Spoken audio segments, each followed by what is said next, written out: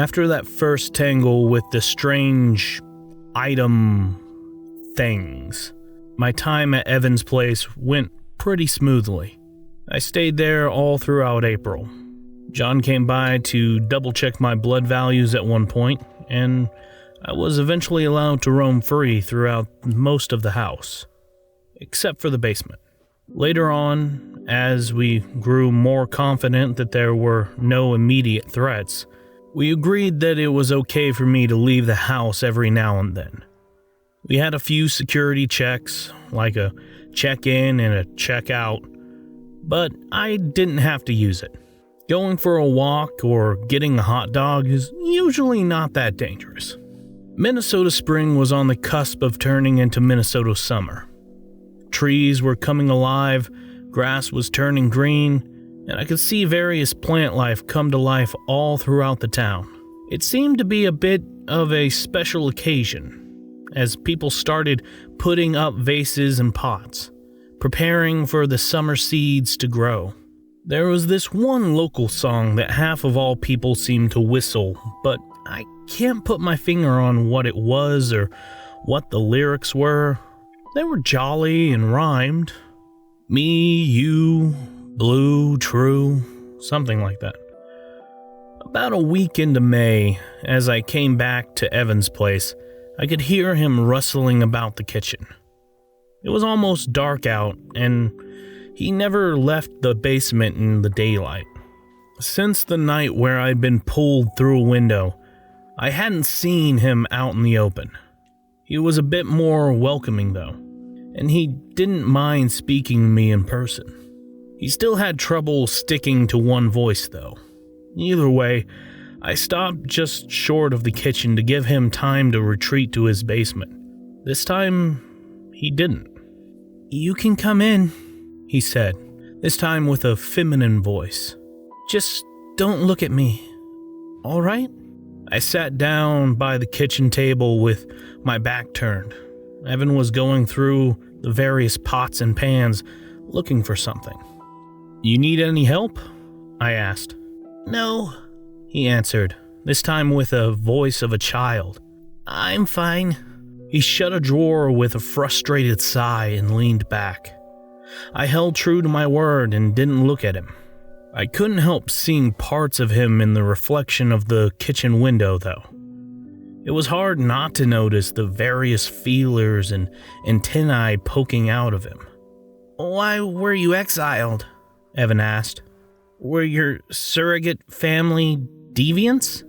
"No," I admitted. "They're pretty normal. Too normal, really." "I don't understand," Evan said, now changing to the voice of an old man. "How can one be too normal or average?" "Well, they represent a demographic that doesn't respond well to change." "Change?" he asked. "What change?" "Nothing, really. Their perception of me, I guess I discovered a part of me that they refused to accept." Evan pondered it for a moment before he stepped up behind me. There was a comforting tap on my shoulder with cactus-like hairs brushing my neck. Deeply unpleasant. "Change is always reductive to the stone," he said. "It makes mountains into boulders, boulders into rocks, rocks into gravel, gravel into sand. But to water, change can make it tough as ice." Very insightful, I smiled. "You read that online?" "No," he scoffed. "Books." The next morning, I woke up just past 10 a.m. This was alarming for a number of reasons. First off, Evan always woke me up early in the morning. Secondly, he always offered me some kind of breakfast. Today, he'd done neither. I got dressed and hurried out of bed. "Evan?" I called out. "Evan, are you there?" No response. Not in person, not through the many speakers he placed throughout the house. It was eerily quiet. He wasn't downstairs, and he wasn't outside. I made a mental note to ask him about the stalks growing in the garden, though. They looked strange, but Evan was nowhere to be seen. That's when I noticed the basement door was open. This hadn't happened before. Evan always closed it, and he was adamant about protecting his space. Leaving it open could mean he'd hurt himself or something serious has happened. I hurried back upstairs and fished my burner phone out of my pocket. I had to get John on the line, just in case. He picked up in 2 rings. "Evan's gone," I said. "Something's up." "Are you sure?" John asked. "You sure he isn't hiding?" He left his basement unlocked. There was a short pause. I could hear my pulse rising. I barely knew anything about Evan, but he seemed decent enough. Besides, he'd taken good care of me for the better part of a month. If I were to survive this year, I need people like him on my side. "I'll be there in 20, John said. "Don't touch anything. Put the phone in the microwave." "There is no microwave." "Then pick it apart and put the pieces in a glass of water." I did as I was told, even if it felt ridiculously wasteful. At that point, I knew better than to question John and his directions. He knew this world better than I did. Waiting for John to come over, I walked around the ground floor of the house. I couldn't help myself peeking into the basement. I could hear whirring machinery and see the edge of a stinging fluorescent light. It reminded me of John's workshop. Maybe the two had something in common. "Evan," I called out. "If you don't want me to come downstairs, you gotta say something." There was no response. He was really gone. I met John outside as he pulled into the driveway. He had this old black beanie that I hadn't seen before, and a different pair of sunglasses than usual. His hair tucked into a short ponytail. Had it always been that long? "Check the door while I'm down there," he said as he walked past me. "Don't want anything closing on us." "Are you making me a doorstop?" "A doorstop with a voice and a convenient lubricant." "You mean blood?" "Yes." We walked back inside and John headed straight for the basement. I stayed upstairs checking the door. A few minutes passed. Then there was a clicking noise. A little LED in the doorway turned green. "It's fine. You can come down," John called. "Watch your step." Just a few steps down and I was struck by this awful cold. I could see my breath before I even got halfway down the stairs. Whatever was down there had to drain an enormous amount of power to keep things this cold. I'll never forget the first time I saw Evan's basement. Bright white rubber floors, gray concrete walls, and a blinding amount of overhead lights. About 75% of the floor space was covered with 3-inch thick cables and running in and out of strange machines. Some of the stuff looked to be from the late 70s, while other machines seemed to be cobbled up from homemade parts and refuse. It was this absurd combination of military-grade Black Ops Roswell tech and, well, high school science project crap. And screens. God damn everywhere. With a clear space for someone to be standing in the middle of the room. Someone who could reach and use at least 8 different keyboards at once. And at the very end of the room, there was a mirror with an ornate and beautiful gold-colored frame. It was perfectly round and at least 5 feet in diameter. It was clearly important enough to be placed in the middle of the furthest wall, in clear sight. A dozen of the thick cables were plugged into it, and it gave off a light hum. John just looked at me with a defeated shrug. "I think I found the issue." He walked up to the mirror. I could see the bright room reflected at me, and there was a slight vibration to the surface. Made me want to touch it, but I restrained myself. "Mind telling me what's happening?" I asked, in a way that I can understand. "Sure." He walked up to the various screens and started to check sets of measurements, calculations, and data storage. I could tell most of it was green, which had to be good. "When you're viewing a reflection of yourself, you're technically functioning on half a mind," he said. "For a brief moment, you exist simultaneously in two opposites, and your thoughts are reflected within the space of two reflected copies. Technically, that leaves both you and the other you with half an open, albeit synchronized mind." "Wait, so it's... You mean to say that it's not just an image?" "Of course it is," he smiled. "Who said images can't think? Anyway, it's similar to what happens when you sleep. You become susceptible. That wouldn't work on Evan, though. Or me." A blinking orange light came to life on an old black console window. "But there is a loss," John continued. "Kinda like when you use a credit card. There's a bit of capacity peeled off. That's why people who spend a lot of time looking into mirrors can seem a bit distant and dumb. They literally lose a tiny bit of capacity.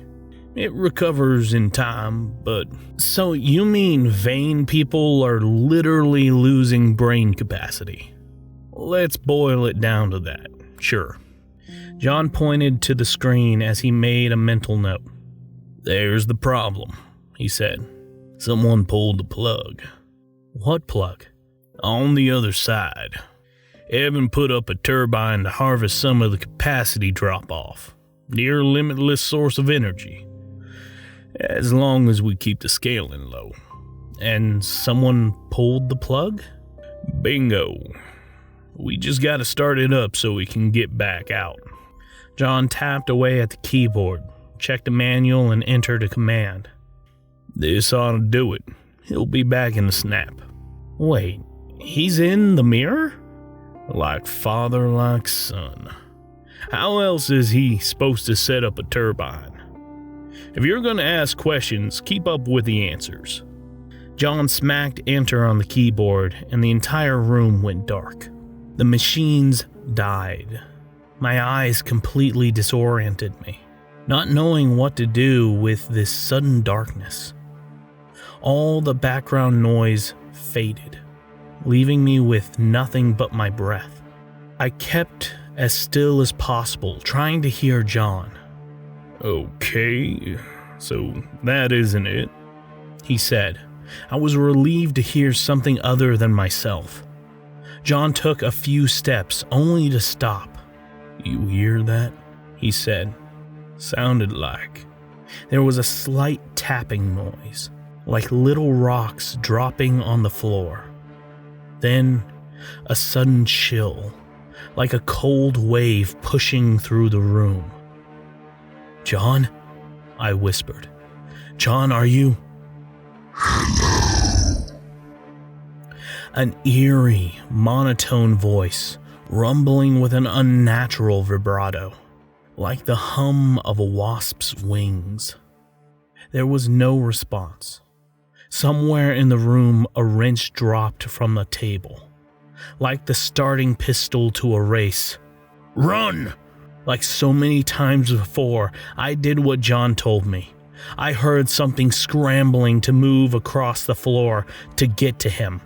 There was a crunching noise, followed by tearing flesh and metallic snap. There was a painful screech, like a man stuck in a dying 56K modem. It sent chills up my spine, even more so than the cold wave. But I had to run, so I ran. Up the stairs, through the main hall, out the front door. That's when it hit me that it was still dark, even though I was standing outside. Wasn't it early morning? Looking up, I could see no sun and no stars, just a black canvas. Everything looked a bit different. The grass looked taller and had a blue tint to it. The trees had a gray bark with black leaves. There was an oppressive stench of pneumonia, and the more I looked, the more unnatural things came into view. A writhing geometric shape in the distance, clouds slithering like snakes across the sky. Somewhere in the distance, an animal inhaled so sharply that it echoed like a howl. But there were parts of Evan's house and yard still there. The house was largely intact, and I could see the damaged greenhouse in the backyard. There was impressions in the gravel where John had parked his car. From inside the house, I could hear something scrambling up the basement stairs, stumbling and falling over itself. I hurried into the backyard, slipping on a pitch-black vine as I tried to keep my mouth shut. The pneumonia smell was so strong that it burned my eyes. As I blinked, the world changed. A moment, I was back in Evan's bright backyard, and in the next, I was hiding around the corner of his dark house. One moment, I could hear something coming for me. The next, there was bird song, sunshine, and fresh grass under my feet. Finally, I just stopped. I leaned against the brick foundation, feeling the rough texture scratch my nails. Keeping completely still and holding my breath, I managed to stay there in the yard. The chickadees were singing. I held my breath as long as I could, keeping as still as possible as to not be whisked back. But lungs aren't meant to last that long. I could still taste the pneumonia. I was losing my grip. I was going back there, like it or not. As my face turned red, I noticed an old brick just within arm's reach. I had to try something. I exhaled and reached for it. The moment I touched it, I was back in that damned place. The smell hit me like a sack of hammers, and my eyes had trouble adjusting to the dark. No more than 6 feet away, there was tall, slick shadow looking down on me. Something vaguely human, like the memory of a body. Hello. That voice again. The shape lunged at me. I curled up into a ball, abandoning even the slightest attempt to throw that brick. A hand brushed my neck as the chickadees came back with a song. I could feel the warm sun against my back. Next time I dropped back there, it might catch me. It could rip me apart. What the hell had it done to John? I drew a short breath, moving into the dark just long enough for something sharp to cut my lower lip. I was back under the sun, looking at my blood-smeared hand. I instinctively recoiled back into the dark.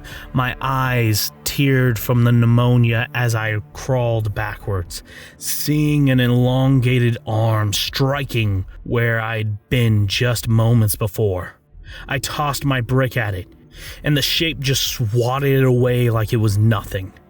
It almost seemed insulted, taking a moment just to stare at me. I could see a dark eye moving about its fluid shape, blue teeth hidden behind an impossibly wide mouth slit. I got back on my feet as the sky turned black. It was fast. It was coming for me. I wasn't coming back from the dark this time. I was stuck. It was going to run me down and tear me to pieces. I could feel it. It wanted something I had. It needed desperately to kill the Yearwalker. As I rounded the corner of the house and dashed through the front yard, I heard the steps behind me suddenly grind to a halt with a screech. As I turned around, I noticed the darkness flicker in and out, hot, cold, bright, dark.